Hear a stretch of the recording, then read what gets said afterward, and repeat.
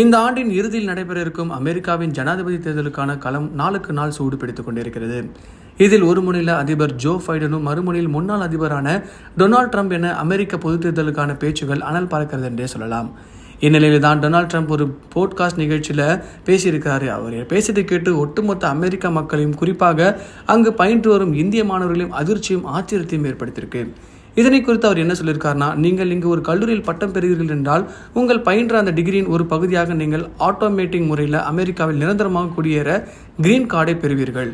இது ஜூனியர் கல்லூரிகளுக்கும் அடங்கும். பட்டதாரிகளான எவரும் ஒரு கல்லூரிக்கு 2 வருடங்கள் முதல் 4 வருடங்கள் செல்கிறார்கள் என்றால் அவர்கள் விரும்பினால் கட்டாயமாக கிரீன் கார்டு வழங்கப்படும். நான் அமெரிக்கா அதிபராக தேர்ந்தெடுக்கப்பட்டால் இதை முதல் நாளிலே அமலாக்கம் செய்வேன் என்று கூறினார். ஏற்கனவே அமெரிக்காவில் வெளிநாட்டவர்கள் அதிகப்படியானவர்கள் இந்தியர்களாகத்தான் இருக்கிறாங்க. அதே போல அமெரிக்கா கல்லூரிகளில் இருக்கும் அதிக மாணவர்கள் வெளிநாட்டவர்கள் பட்டியலில் பார்க்கும்போது இந்தியர்கள் தான் முதலிடத்தில் இருக்காங்க. இதன் மூலமாக டொனால்ட் ட்ரம்ப் சொல்வதை மட்டும் செய்துவிட்டால் இதன் மூலம் அதிகம் பலனடைந்து இந்தியாவும் இந்தியர்களுமான நிறைய பேர் இருப்பாங்கன்னு சொல்லலாம். இந்தியாவை பொறுத்த வரைக்கும் பார்த்தீங்கன்னா முக்கால்வாசி பேர் அமெரிக்காவில் தான் குடியிருக்கிறாங்க. அவங்களுக்கு மிக முக்கியமாக ஒரு கஷ்டமான ஒரு விஷயம் என்னென்னு பார்த்தீங்கன்னா கிரீன் கார்டு வாங்க தான்.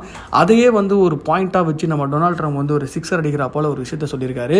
அந்த ஒரு விஷயத்தினால அங்கே இருக்க இந்தியர்கள்லாம் ரொம்பவே குதூகலமாக இருந்திருக்காங்க. இதுக்காகவே நல்லா படித்து பார்த்தீங்கன்னா ஒரு பெரிய டிகிரி ஏற்றுறாங்க அப்படின்னா எல்லாருக்குமே கிரீன் கார்டு கிடைக்கும் அப்படின்னு சொல்லி டொனால்ட் ட்ரம்ப் வாக்குறுதி கொடுத்துருக்காரு. மறுபடியும் அரசியல்வாதி மாதிரி நடந்து கொள்ளாமல் இந்த விஷயத்தை அமலாக்கம் செய்தால்னா அங்கே இருக்க ஒட்டுமொத்த மக்களோட சப்போர்ட்டும் நம்ம டொனால்ட் ட்ரம்ப்புக்கு கிடைக்கும்னு சொல்லலாம். அதெல்லாம் தாண்டி ஒரு அரசியல் ஜெயிப்பாரா அப்படின்றது பார்த்தீங்கன்னா அங்கே இருக்க மிகப்பெரிய கோடீஸ்வரங்க டொனால்ட் ட்ரம்ப்பை சொல்லலாம்.